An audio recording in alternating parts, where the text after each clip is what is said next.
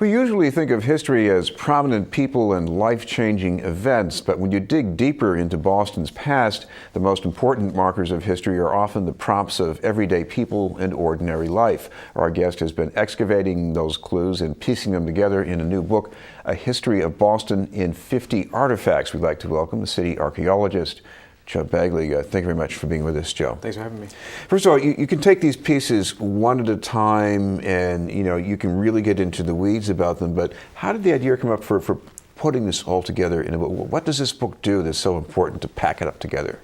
This book is the first time that there's ever been kind of a collective story of Boston's archaeological past.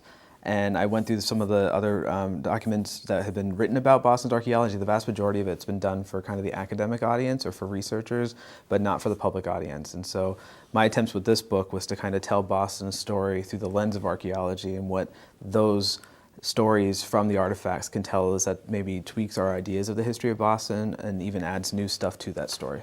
Well, when we say artifact, sometimes an artifact can be just a fragment of an artifact. Talk about one you might call pearlware, or look to me something like dinnerware for a very nice table. But there's a story behind that. Yeah, one of the most common artifacts that we find on any 18th century archaeological site and early 19th century sites in the entire city, in fact around the world, is a ceramic called blue shell edge pearlware. For the most part, it just simply tells us that there was a house nearby in the late 1700s, early 1800s. But the one that we focused on in the book was a fragment of a plate that was excavated behind the African Meeting House on Beacon Hill. And the reason why we chose this one as a representative of kind of a major storyline in Boston's history is that we believe that this plate was actually owned by Domingo Williams, who was a freed black man that lived in the apartments underneath the main sacred space. It's inside the African Meeting House. He was basically the caterer to Boston's rich and famous. He would be hired to go out to different parties. He would bring his own dishes. He would bring all the food. He would organize the entertainment, and he was the guy that would kind of host the parties on behalf of private individuals in Boston. But from the stories, he went back to the African Meeting House, and during their events and during their church service afterwards, they would have entertainment outside the house and the meeting house, and he would actually use his set of dishes in those entertainment events on the African Meeting House property. And what it looks like, he's at a match set. We have actually hundreds of pieces of this type of ceramic on the site. This is just one of many. And it shows a successful freed black businessman living in Boston in the early 19th century, well before slavery was abolished throughout the whole country. Of course, you also find sometimes in practically the same spot are these layerings, and from the same historic building you have something in Hebrew. Yes, so for actually longer than the property was used as an African meeting house, after it was used as an African meeting house, it became a synagogue for a Jewish congregation. And during the restoration of the properties, the wainscoting on the inside of the main meeting area was removed, and behind the wood were found little fragments of prayer books from a Jewish prayer book, and those have been added to the archaeological collection simply because archaeology is just stuff from the past. It doesn't have to be necessarily dug up, although that tends to be what we use to find the artifacts. But this piece of the Jewish prayer book actually tells us a whole story that isn't often discussed with the history of the African Meeting House, because it's just another line of that story of the past. Well, if you go even further back, of course, we had the Native Americans. What did you find in Boston from them? There's an incredible amount of Native archaeological history in Boston. We have about 300 archaeological sites known in Boston today, and it's almost evenly split between Native sites and historic sites. So we have a great number of things that we can actually say about the Native people that were here, besides the Native people that are here still today, which we can work with them and talk with them. One of my favorite artifacts in the whole book is a spear point that was excavated on Boston Common in 1986 when lights were being installed into the Common for the first time. It was found next to the Frog Pond. In fact, we call the site the Frog Pond site. So when you're standing in the Frog Pond, either in the summer or in the winter, you can think of that space as a native landscape that goes back thousands of years. And the spear point that we found is between 5,000 and 7,000 years old, which makes it actually older than the pyramids in Egypt and older than Stonehenge. So we have this deep, deep history in Boston. But frankly, that history can go back even further. We could easily go back 12,000 years for human stories in the past. So even though that's 5,000 to 7,000 years old, it's only halfway back as far as we can go into the native storyline. You've also found something for catching fish. Now, it's no surprise that people living around here were trying to catch fish, but talk about this particular piece. So actually, it's long before me. The fish weirs were found in the Back Bay of Boston. So between essentially Boston Common and Kenmore Square, that whole area used to be water. And between 3,000 and 5,000 years ago, that area would be tidally, every day you'd have two tides up and down. The native people actually went out to the low tide of Back Bay, built these wooden fences across the bay to catch fish. And so at high tide, the fish would swim up the river, usually in the spring during the spawn. They'd swim up the river, they'd spawn, and as they came back down the river at low tide, the water would lower down and the fence would come up above the water line and the fish would be stuck behind the fence and the native people could collect these fish. So it was a really great way to get a lot of food in a very short amount of time with a relatively short amount of work. Over time that got silted up, and right now today under Back Bay there's tens of thousands of these fish weir stakes still underground.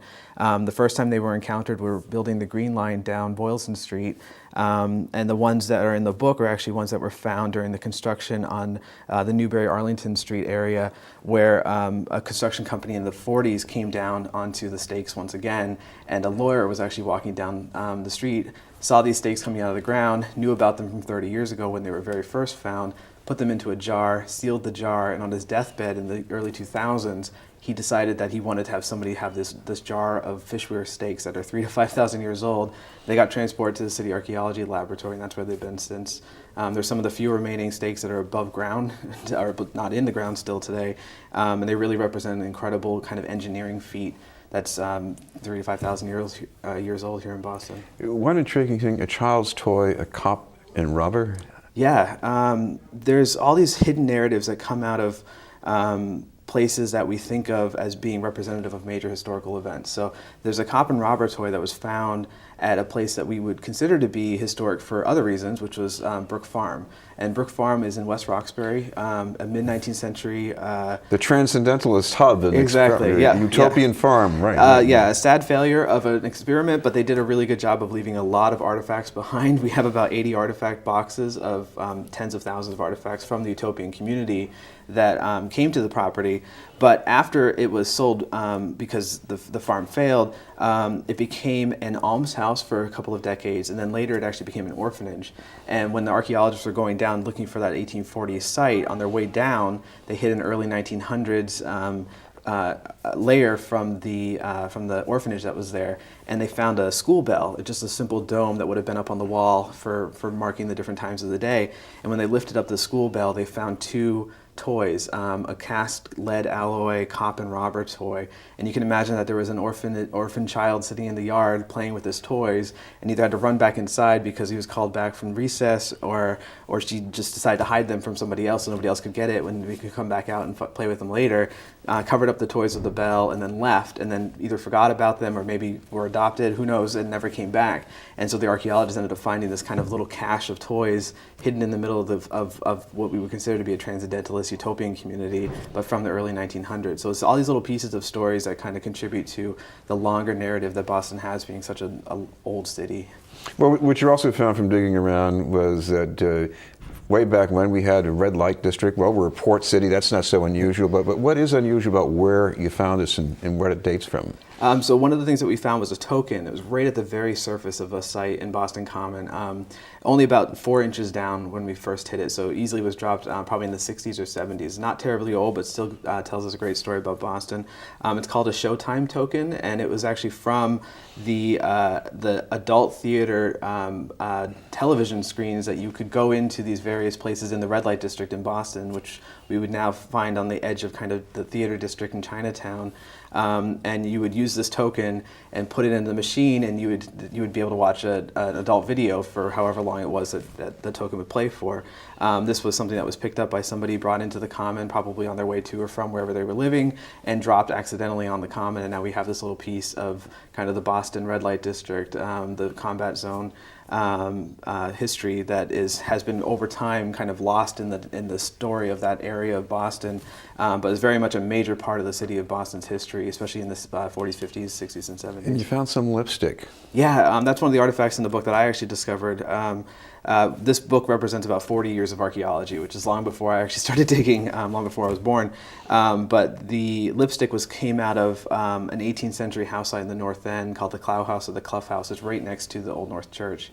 And once again, we're going down towards the 18th century, but we managed to find something from the 1930s or 40s. It was an intact lipstick container. We pulled off the lid, and it still had the lipstick inside of it. And it was one of the few instances where we got to smell the past, because the oils, whatever they used in the lipstick back then, had such a strong smell still from being sealed inside of that canister, where you could actually smell the lipstick from 60, 70 years ago. We should mention, Joe, you've got some events coming up, so if people would like to find out some more information, you got maybe a page where they can look that up? Yeah, we have a very active Facebook page, the Boston Archaeology Program Facebook page, and in that we have all of our events listed as individual events that you can register for, or just click that you want to attend and that you can be reminded. We have about a dozen events between April and May of this year, and probably more coming up in the fall when Archaeology Month comes up. Thank you very much for being with us. Thanks for having me. Joe Bagley, and the book is called A History of Boston in 50 Artifacts. Still to come, a bridge between Boston and Ferguson, but first, this message.